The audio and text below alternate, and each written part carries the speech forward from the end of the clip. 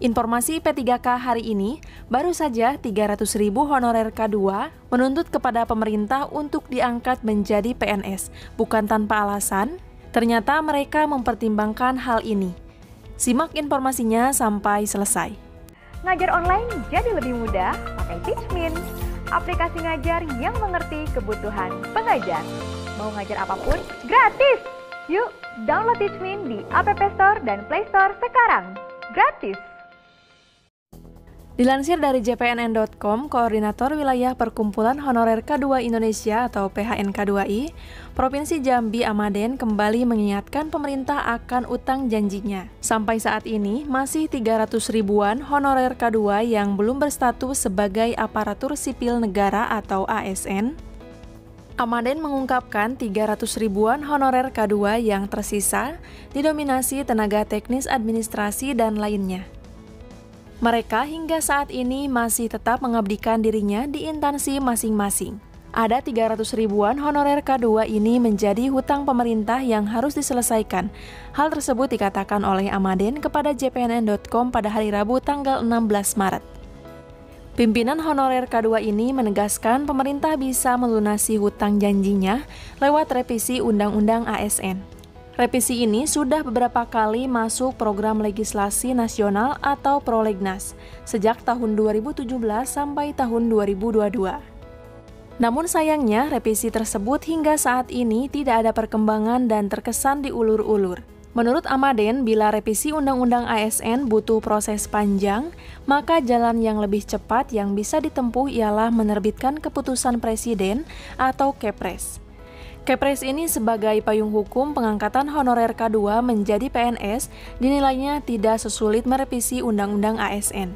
Kalau mau menyelesaikan honorer K2 ya lewat Kepres, sama seperti saat bidan desa PPT usia 35 tahun ke atas diangkat menjadi PNS. Begitu terangnya. Keinginan menjadi PNS, kata Amaden, sampai sekarang masih tertanam di hati honorer K2. Kalaupun pemerintah mengarahkan mereka menjadi pegawai pemerintah dengan perjanjian kerja atau P3K, maka honorer K2 tetap menginginkan menjadi PNS. Awalnya honorer K2 sempat berpikir untuk menerima saja P3K itu. Namun, setelah melihat kondisi P3K tahun 2019 dan P3K tahun 2021 yang nasibnya tidak sebaik yang dibayangkan, menurut Amaden mereka mulai berpikir dua kali. Bagaimana kami bisa terima P3K kalau melihat faktanya yang lulus saja belum resmi diangkat? Begitu ujarnya.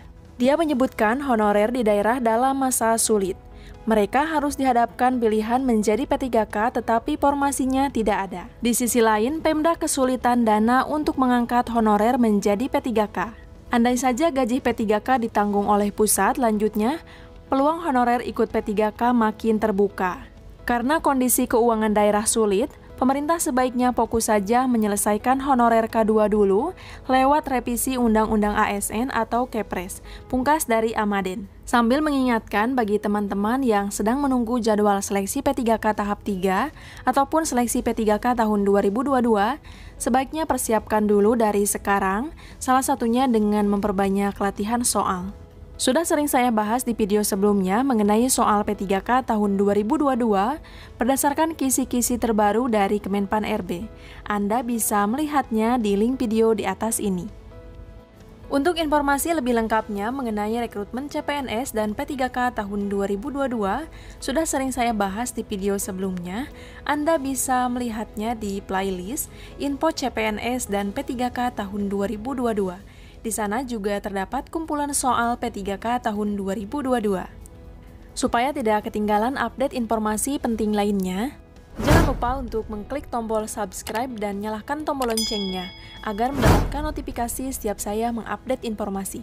Semoga bermanfaat. Wassalamualaikum warahmatullahi wabarakatuh.